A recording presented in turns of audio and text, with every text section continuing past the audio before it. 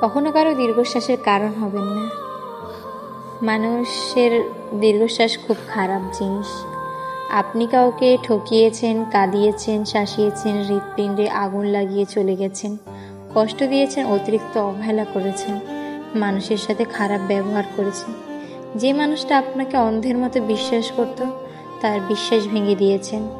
মনে রাখবেন, মানুষটা আপনার উপর কোনো প্রতিশোধ না নিলেও সে যতবার আপনার কথা ভেবে দীর্ঘশ্বাস ফেলবে, ততবার তার আত্মা একটা নালিশ নিয়ে যাবে সৃষ্টিকর্তার কাছে। সৃষ্টিকর্তা সব দেখেন। আপনি যত ভালো মানুষের মুখোশ পরে থাকেন না কেন, অথবা কাউকে ঠকিয়ে যতই সুখের সাগরে ভাসেন না কেন, কারো অন্তরে আঘাত দিলে সেটার শাস্তি আপনাকে দুনিয়াতেই ভোগ করতে হবে।